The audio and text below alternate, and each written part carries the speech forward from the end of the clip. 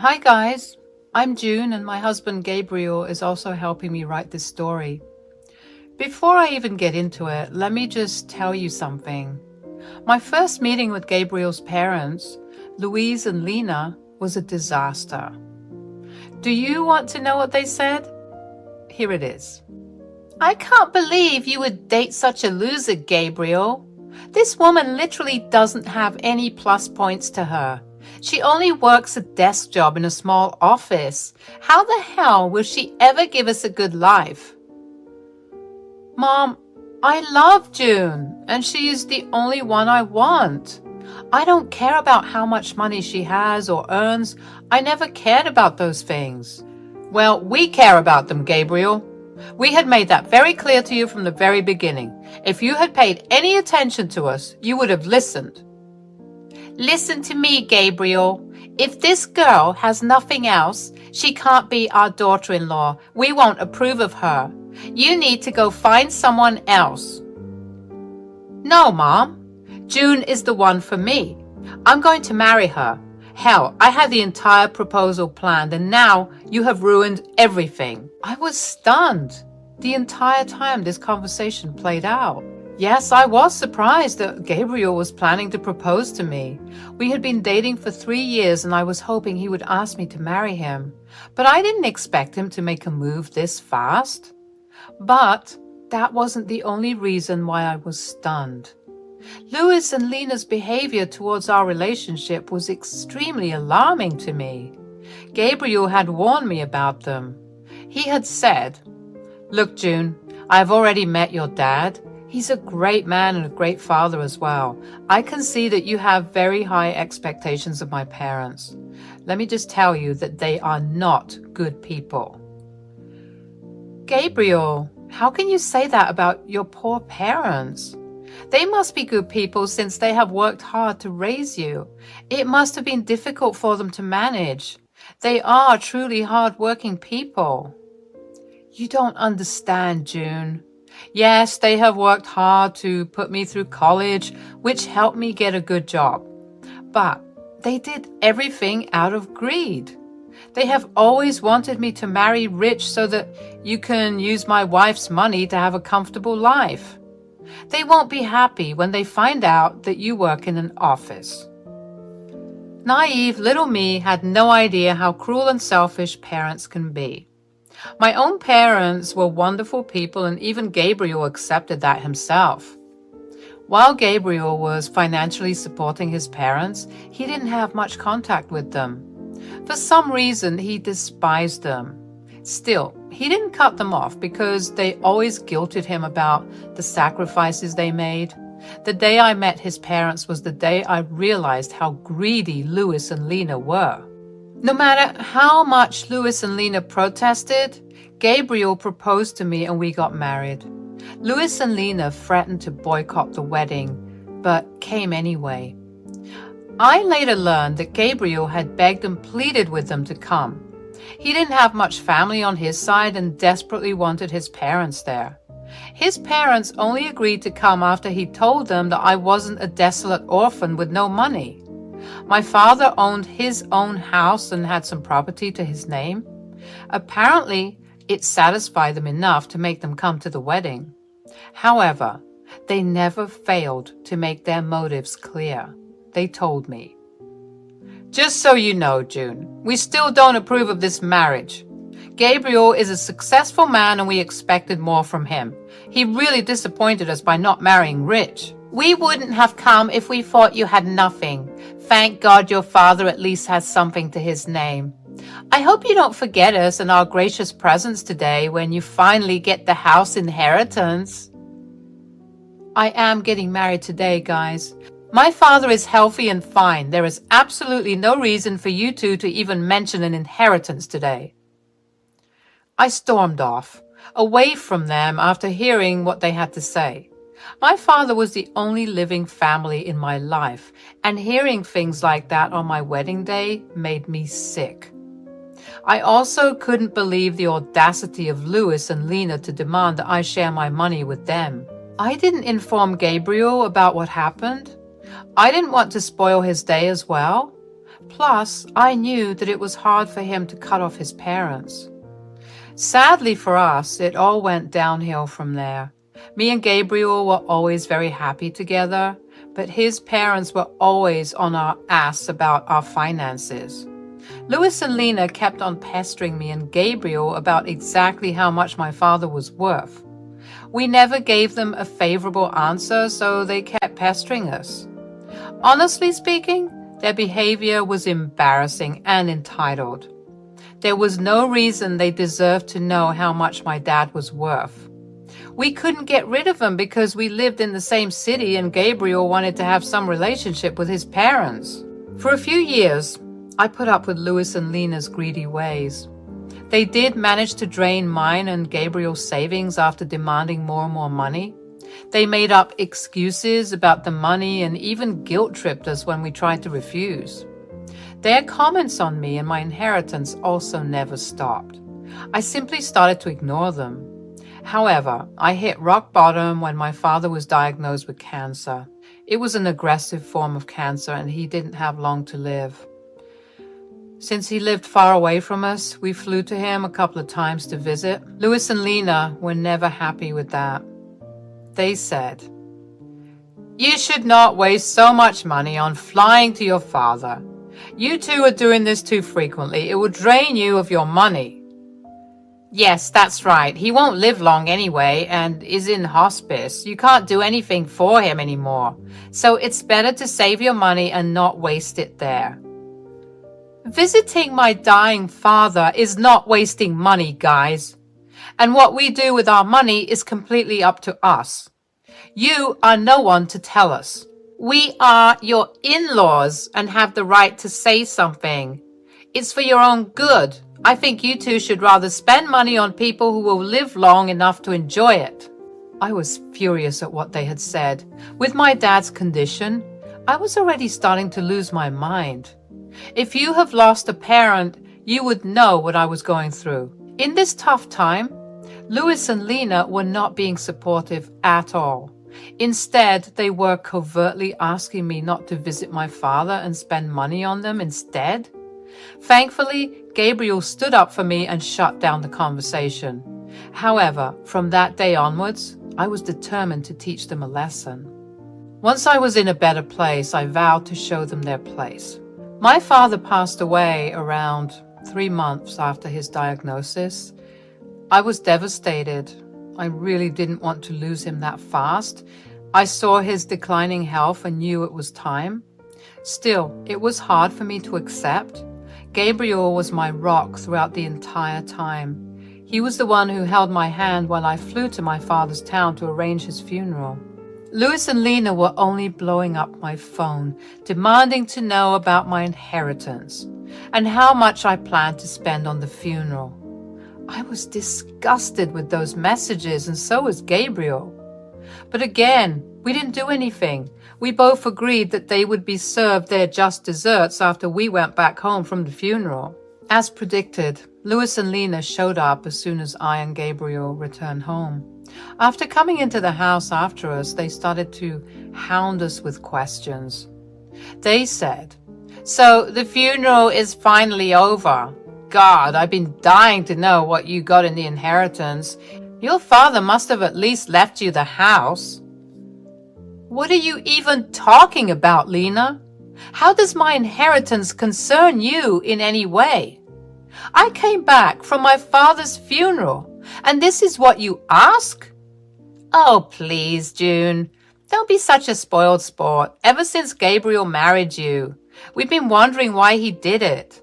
I mean, you don't have a great job, and neither are you beautiful. What did he ever see in you?" Me and Louis guessed that it must be because of money. "Mom, what is wrong with you? How can you even insult me and my wife like that? We married each other for love. I have told you this countless times. At least have the decency not to bring it up today." "Gabriel, there is no reason to be so dramatic. We're simply asking her a question. Your wife can just answer us and solve our curiosity. We don't mind if you have married June for money. In fact, we would be happy to know that you have bagged a great prize." You are truly horrible parents to accuse your own son of being a gold digger. You two are insane. I wonder how a great man like Gabriel was born to such disgusting people. Enough with the small talk, June. Tell us what you got in your inheritance. This is the day I was waiting for. Your father must have left you something. Gabriel told me that he lived in a big house. You could just tell now and buy us a house instead. We will make great use of the money. Besides, we are your parents now. Hearing this just made my blood boil. I was seething with rage while Gabriel looked at his parents in disbelief. Even he couldn't comprehend the fact that his parents could be so greedy and selfish. My father wasn't even dead for a month, and they were already planning to spend my inheritance on themselves. Hell, they even started to call themselves my new parents. At that point, I knew I had to do something. For years, I have put up with them for Gabriel's sake. Today, I wanted to show Gabriel just how bad his parents were. I said, actually, my dad didn't have the house in his name when he died. I'm sorry to tell you that. He did own that house for a long time, but he had to let it go for reasons. What? So you're telling us that your father didn't even own his house anymore? No, like I said, he owned it a long time ago. He had to let go of the house very recently. So no, I did not get the house or any inheritance, as they say. Oh my God, so your father was a poor man after all. I knew you were too cheap to be wealthy. Your father couldn't even keep his house till the end. That poor man died with no house under his name. Leave our son, as you're good for nothing. Mom, our marriage isn't over just because she didn't get an inheritance. You can't just ask her to leave me because of a stupid reason like that. Don't speak over us, Gabriel. We won't allow you to continue this marriage anymore. You have disappointed us by marrying into a poor family. You didn't once think about how you could keep your parents happy. I'm ashamed to have a son like you. June, I'm sure you must have trapped my son into marrying you. People like you can use cheap tricks to lure men. Your final plan was to cut us off and enjoy my son's money alone. Well, guess what, June? I won't let that happen. Louis and Lena started to harass Gabriel to give me a divorce and leave. They told him that he should marry a rich girl so that my in-laws could live the life of luxury they always wanted. Gabriel was getting pissed and started to break down. I knew that I had to take the opportunity to help him make a decision. I said, Gabriel, are you going to let your parents do this to us? I have put up with their gold-digging ways for a long time now. I didn't open my mouth because you felt guilty cutting them off. Are you still going to continue to keep them in our life? I don't think we can come back from this, June. I've had enough as well. Mom, Dad, today you have shown me just how bad you are. For years, you have used me to fulfill your dreams. I won't tolerate this anymore. Don't be stupid, Gabriel. This girl would influence you and take you away from your family. We are doing this for your own good as well. We didn't spend money on you so that you can go do charity for someone else. You need to divorce your wife and start afresh. There is still time for you to get a rich wife. We will help you this time. You have made too many mistakes on your own. No, I won't leave my wife because she didn't get an inheritance. I'm done being a puppet in your hands. I will stay with June. You two won't be allowed in my life anymore. What will you do by keeping June in your life? This is not what we ever wanted. She's totally unworthy of you. If you stay in this marriage, we don't want anything to do with you anymore. We won't help you when she robs you and leaves you destitute. Seeing Lena and Louis's horrible behavior, I finally decided to reveal the truth to them. I knew that telling them about my true net worth would make them beg and plead at my feet. I wanted to go all out on them. I wanted Gabriel not to regret his decision in any way, so I said, "There will be no need for that, guys. I don't need to rob Gabriel and take his money. I have plenty of money on my own, and I will take care of Gabriel just fine without your help. Look who's talking. You don't have to lie to us to make yourself look better, June. We know the truth. Yes, the truth is that you are the daughter of a poor man, and you don't work a good enough job to make lots of money. In a few months, you will go after Gabriel's money once you are destitute. Well, actually, I am not a poor man's daughter. I have 50 million in my bank account. No, I didn't earn it from my job. Rather, I got it from my father. That is impossible. Your father didn't have anything in his name. You said that yourself. Don't try to fool us, June. We can see through your lies. It won't work for us. We will make sure you divorce our son and leave him to us. I smiled at them and then looked at Gabriel. He was still looking very pissed, but gave me the signal to go ahead.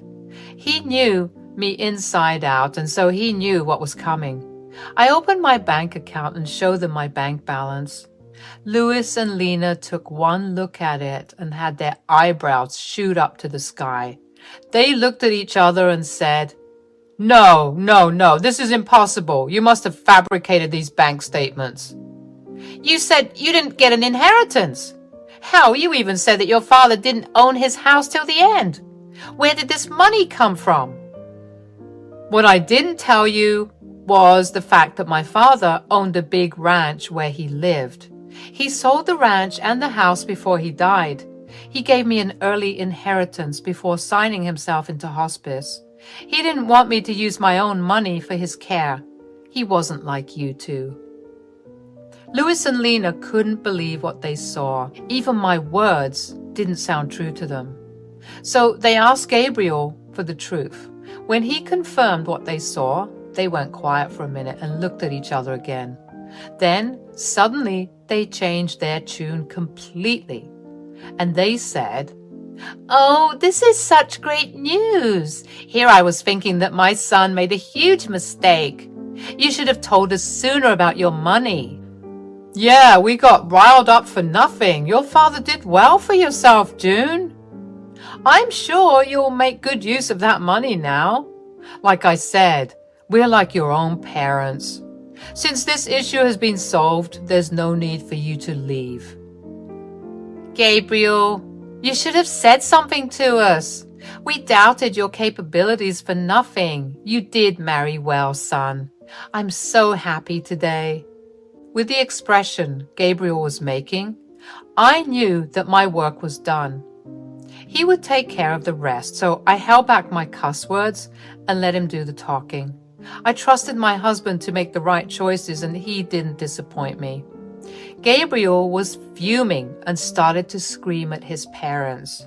He said, You still have the audacity to stand here and keep talking to us. Hell, how do you still expect June to pay for your comfort? You were hounding us to get divorced, and now you suddenly claim that she's family? How could you do this? We didn't know her net worth back then, Gabriel. She hid the truth from us. How are we supposed to know that she's actually rich? Yeah, June, we apologize for assuming the worst. You did surprise us. Anyway, now that you have an apology, can we move past this already? No, absolutely not.